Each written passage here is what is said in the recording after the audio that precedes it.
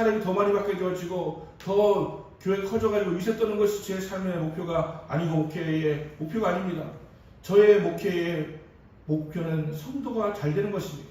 성도가 한 사람 한 사람 자기의 주신 사명을 깨닫고 그 사명을 이루기 위해서 헌신하며 살아갈 수 있도록 돕는 일을 하는 것이 저의 목회의 목표가 되어지는 것입니다. 여러분, 우리가 왜 삽니까? 이거에 대해서 우리는 질문을 많이 하곤 합니다. 어떤 철학자는 말하기를 살아야 할 이유가 있다면 그 사람은 어떻게 해서든지 간에 살아간다 라고 이야기했습니다. 공부도 마찬가지입니다. 공부해야 되는 이유가 분명히 있다면 죽을 힘을 다해서 공부를 하는 것입니다. 돈이 없어도 상황이 여의치가 않아도 공부하게 되어진 것입니다. 왜냐하면 공부하는 목적이 분명하기 때문에 그런 것이죠. 그래서 목적의식이 분명해야 됩니다. 살아야 하는 이유가 무엇인지 그냥 물어보면 내가 왜 사는 것이라고 대답을 못하는 사람이 있다고 한다면 그걸 찾아야 됩니다. 여러분, 목적이 없는 사람은 방황하게 되었습니다. 그냥 허무해집니다. 그리고 쾌락을 쫓습니다. 그냥 하루하루 살아가는 것이 그냥 즐거우면 되는 것이고 쾌락을 추구하면 되는 것이고 또 추구하다 마땅치 않으니까 허무로 빠지게 되어지는 것이고 그렇게 방황을 하게 되어지는 것입니다. 여러분, 인생의 목적이 없으면 방황합니다. 방황하면 쾌락을 쫓습니다. 쾌락을 쫓다 보면 허무주의에 빠집니다. 이것이 바로 우리의 인생이 되어지는 것입니다. 요즘 젊은 친구들에게 꿈이 무엇이냐 물으면 꿈을 대답 못합니다. 남들이 의대 가니까 나도 간다라고 하는 생각을 가지고 있습니다. 여러분, 그것은 꿈이 아닙니다. 얼마 전에 청문회 하는 것을 봤습니다. 장관 후보가 나왔는데 아들에 대한 이야기가 나오게 되었습니다. 아들을 출세시키기 위해서 그는 서울대학교 연구동에다가 아들 주소를 옮겼습니다. 좋은 학군에 들어가게 하기 위해서 그럴 것이죠. 살지도 않았습니다. 그리고 또 강남 8학군에 또 진학하기 위해서 대치동 음마아파트에다가 삼촌 집에다가 주소를 놓고서 옮겼습니다. 살지도 않았습니다. 학군 좋은데 받아가 잘 다니려고 그런 것이죠. 미국 유학을 보냈습니다. 이 친구는 꿈이 있어서 유학을 간 것이 아니고 아버지 어머니의 꿈에 따라서 유학을 간 것입니다. 거기서 마약을 하고 거기서 사고를 쳐가지고 그 신문이 돼서 특별히 되었는데도 불구하고 한국에서 그 사실을 잘 알지 못하다 보니까 청문회에서 밝혀진 것을 보았습니다. 여러분, 미국에 가는 것 중요한 것이 아닙니다. 미국 간다고 성공하는 것이 아닙니다. 미국에 꿈이 없이 가면 허무주의에 빠지게 되어지고 타락하게 되어지고 오히려 더 사고치게 되는 경우가 더 많은 것을 보게 되어지는 것입니다. 저는 목적이 없는 사람, 꿈이 없는 사람은 미국에 가는 것을 말고 싶습니다. 저는 미국을 10박 11일 다녀온 사람이지만 그래도 하버드도 나오고 예일도 나왔습니다. 하버드 들어갔다 나오고 예일도 들어갔다 나오고 간 사람이에요. 그런데 저는 미국 가는 것을 그렇게 목적 없이 가는 것을 반대합니다. 우선은 미국 사회는 지금 마약으로 가득 차 있습니다. 두 번째는 총기가 늘 유용합니다. 그리고 세 번째는 정말 그것에서 타락하기가 쉽다라고 하는 것입니다. 내가 왜 공부하러 가는지, 내가 왜 여기 있어야 되는지를 분명히 알지 못하고 엄마 아빠의 등 떠밀려가지고 가게 되어진다면 그것은 성공할 수가 없는 것입니다. 하지만 분명한 목적 가지고 살아가서 거기에서 우리 민중 변호사 아들처럼 1등을 하고 공부 1등하고 공부 잘하고 잘되는 사람이 되어진다면 너무나 귀한 일이죠. 하지만 그냥 아무나 그냥 하게 되어진 것은 지금 얘기한 사람 마냥 이렇게 마약에 심각합니다. 여러분, 한국에도 지금 마약에 들어가지고 심각한 이야기를 듣고 있습니다. 여러분, 이것은 우리가 목적이 없어 살아가는 사람들에게 생겨나게 되어지는 특징이 된다라고 하는 것입니다. 뚜렷한 목적이 있어야 됩니다. 여러분, 내가 왜 지금 방황하고 있을까? 내가 왜 이렇게 무력할까? 생각해 보세요. 어쩌면 목적이 없기 때문일 것이, 꿈이 없기 때문일 것입니다. 하루하루 살아가는 것입니다. 하루하루 살아가는 사람에게 가장 큰 근심은 의식주의입니다. 먹는 거, 마시는 거, 입는 거, 이게 가장 걱정이에요. 그리고 이 생각만 하면 머리가 지끈지끈 아파옵니다. 이것이 우리의 삶입니다. 여러분, 목적이 있으셔야 됩니다. 꿈이 있으셔야 됩니다. 그것이 우리로 하여금 행복하게 만들어주는 것이고, 그것이 우리로 하여금 가난도 극복할 수 있도록 만들어주는 것이고, 그것이 우리로 하여금 병들어도 극복할 수 있도록 만들어 주는 것입니다. 그러므로 우리는 꿈을 가져야 되고 목적을 가져야 됩니다. 우리에게 분명한 목적을 가르쳐주신 분이 계십니다. 그리고 목적대로 이 땅에 살아가신 분이 계십니다. 그분은 바로 예수님입니다.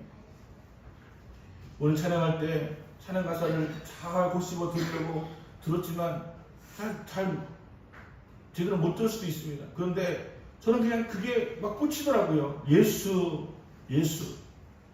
그냥 예수 자가 많이 들어가면 너무너무 은혜스러운 것 같아요. 예수.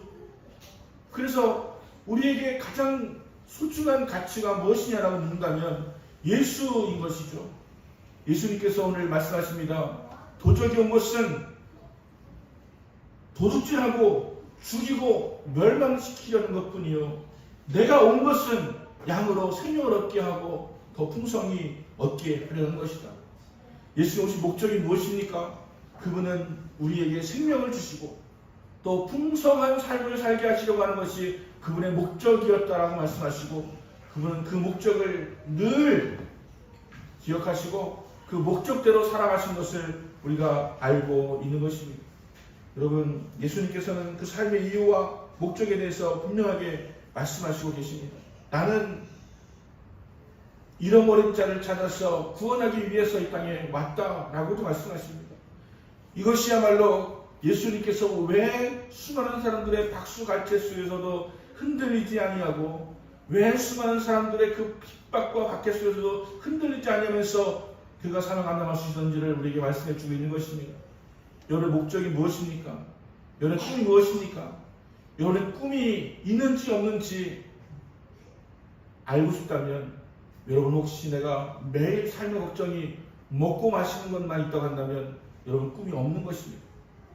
우리의 꿈은 먹고 마시는 것을 넘어서서 하나님 나라를 구하는 것이 우리의 꿈이 되어야 되는 것이고, 하나님 내게 주신 사명이 무엇인가 하는 것을 아는 것이 우리의 꿈이 되어야 하는 것입니다. 예수님께서 존재의 의식을 가지고 분명히 가지고 살아가셨기 때문에 예수님은 자기 목숨을, 자기 생명을 어디다 바쳐야 될지를 분명히 알고 계셨습니다. 사도 바울도 이것을 분명히 알았습니다. 사도행전 20장 24절에서 나의 달려갈 길과 주 예수께 오는 사명 곧 하나님의 은혜의 복음을 증언함을 마치려 하면은 나의 생명을 조금도 귀한 것으로 여기지 아니하노라 이렇게 했습니다.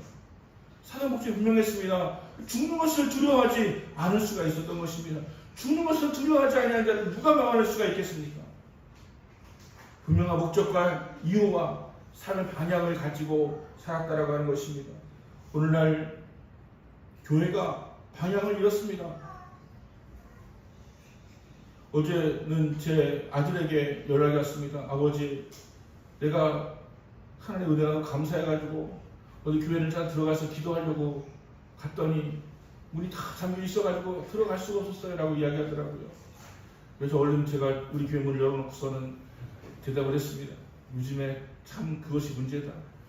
우리의 교회 목적은 세상 사람들인데 그 사람들을 구원하는 것이 우리의 목적이 되어야 되는데, 이제는 교회가 다 그냥 거의 천사들 들어올까봐, 나쁜 놈 들어올까봐 그런 두려워해가지고서 문을 다 닫아놓고 있고, 관리가 안 된다고 닫아놓고 있고 하다 보니까 교회는 점점 폐쇄이 되어가고 있고, 교회는 점점 사람들에게 갈 수 없는 곳으로 되어가고 있고, 은혜 받은 사람들 가서 기도도 할 수 없는 그런 곳이 되어가고 있고, 참으로 안타깝구나라고 하는 그런 생각을 하게 되었습니다. 요즘에는 신천지에서 그렇게 편지가 많이 옵니다. 그리고 신천지가 전략을 바꿔가지고 저 길거리에서 노란 옷을 입고 신천지라고 쓴 가운을 입고서는 그렇게 휴지를 많이 주면서 다닙니다. 그 편지를 써먹는데 오랜만에 손편지가 와가지고 반가워서 얼른 뜯어왔더니 신천지 경기도에 사는 권사님이 보낸 편지였습니다.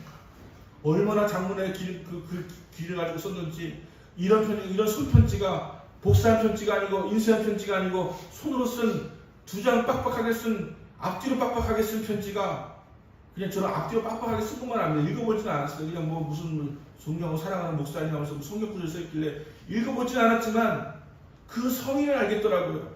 야, 이단들이 저렇게 득세하면서 앞뒤로 빡빡하게 써가지고서 생명부지에 나한테, 도대체가 그 사람들은 어떻게 정보를 입수해가지고서 나한테 하필이면 그 경기도 안산인가 사는 권사님이 그렇게 장문의 편지를 보내고, 또 보니까 또 와 있어요. 그분이 다른 사람이 와 있는데 또 장문의 편지가 와 있어요. 이단들은 이렇게 득세하면서 이렇게 열심을 내고 있는데 우리 기독교인들은 전체가 삶의 목적도 없고 교회 존재 목적도 모르고 그냥 허무하게 그냥 하루하루 먹고 사는 것을 걱정 연연하면서 사람들 못하게 그냥 소금이 맛을 잃어버리면 사람에게 버려져 가지고 밟힐 뿐이라고 말씀하신 것처럼 그냥 그렇게 살아가고 있는 이 모습을 생각하게 되어지니까 얼마나 안타까운지 모른다라고 하는 것입니다. 예수님은 나는 선한 목자다라고 했습니다. 영어로 굿 셰퍼드입니다. 굿 셰퍼드. 우리는 좋으신 하나님한테 God is good이라고 이야기합니다. 굿이라고 하는 것은 좋은이라고 하는 뜻을 갖고 있는 것이지만 이 좋은이라고 하는 것은 그저 양을 키울 때 양털을 잘 깎아주고 양을 좋은 모기가 있는 곳으로 몰고 가고 또 좋은 물을 마실 수 있도록 도와주고 하는 그것이 좋은 굿 셰퍼드가 아닙니다. 굿 셰퍼드는 들짐승으로부터 양을 보호하고 심지어는 자기 목숨을 버릴 수 있는 사람이 좋은 목자라고 말하고 있는 것입니다. 예수님은 좋은 목자입니다. 상상을 초월할 만큼 좋은 목자였습니다. 그리고 이 땅의 삶의 가치와 기준을 가진다면 무엇으로 정해야 될까? 분명합니다, 여러분. 예수님이 우리 삶의 목표가 되고 예수님이 우리 삶의 기준이 되어야 되고 그분이 우리의 진정한 모델과 샘플이 되어야 하십니다. 저는 25년 전부터 저의 별명을 작은 목동이라고 했습니다. 저의 별명은 작은 목동이라는 이유는 나는 목자가 아니기 때문입니다. 여러분, 목사님은 목자라고 이야기합니다.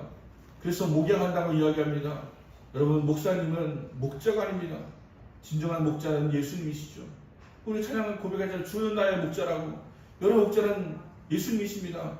저는 목동이다라고 치겠습니다. 저는 작은 목동입니다.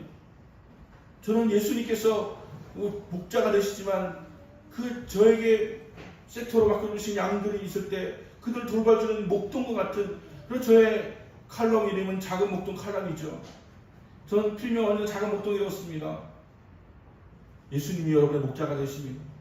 여러분을 정말로 여러분의 생명을 잡치고 여러분을 위해서 가장 좋은 것으로 주기 원하시는 예수님을 목자로 삼으시고 그래서 여러분의 삶 목적을 분명하게 하시고 그래서 목적을 가지기 시작하시면 여러분의 가슴이 다시 뛰기 시작할 것입니다. 그리고 지금 갖고 있는 여러 가지 어려움들은 이제 어려움도 아닌 것으로 되어버리고 말 것입니다.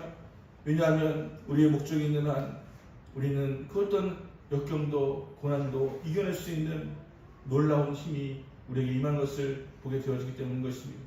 주님 여러분과 함께 하십니다. 주님 여러분 목자가 되십니다. 그러므로 주님을 바라보시면서 주님을 따라하시는 그 주님과 함께 늘 더 좋은 것으로 인도하시는 주님을 따라가게 되어지면 인자가 온 것은 양으로 생명을 얻게 하고 더 풍성히 얻게 하려 하십니다. 주님의 목적은 분명해요. 여러분의 고난 당하라고 하는 게 아니에요. 여러분에게 가난을 살라고 하는 것이 아닙니다. 주님은 여러분에게 더 풍성하게 살게 하려고 하시는 것이 주님 오신 목적이라고 분명히 밝히고 있는 것입니다. 외워주세요. 요한복음 10장 10절 내가 온 것은 양으로 생명을 얻게 하고 더 풍성히 얻게 하려 하십니다. 우리 권사님 기도 나올 때 다리를 저시는데 마음이 너무 아팠어요. 우리 권사님이 저에게 얼마나 큰 힘과 도움이 되시는데 그런데 마침 어제 제가 본 영상 중에 그 장면이 있었습니다. 어린아이가 다리를 펴지 못해서 너는 영원히 다리 펴지 못하고 살 것이다 라고 했는데 그 어머니가 결심했답니다. 이 아이를 내가 반드시 걷게 할 것이다. 이 아이는 다리를 펴게 되었습니다. 얼마나 독하게 엄마가 그 발을 그냥 분지르듯이 막 누르고 막 펴대었는지 이 아이가 그냥 울면서 막 떼굴떼굴 구르면서 나는 견딜 수가 없으니까 엄마 그만 좀 하세요 라고 하는데 엄마는 그 아이를 자꾸 그 발을 펴게 눌렀습니다. 여러분 이 아이가 지금 수족을 가지고 인조 다리를 가지고 서 있는데 4,500m 산을 등정을 했고요. 10km 마라톤에 성공을 했고요. 지금 많은 사람이 꿈을 주는 사람이 되었습니다. 우리 권사님도 힘을 내셔서 다리가 지금은 쩔뚝거리시지만 이제 쩔뚝거리지 않고 그냥 힘있게 일어서 똑바로 걸을 수 있는 놀라운 은혜와 놀라운 축복이 나타나게 되시기를 예수님으로 축원합니다.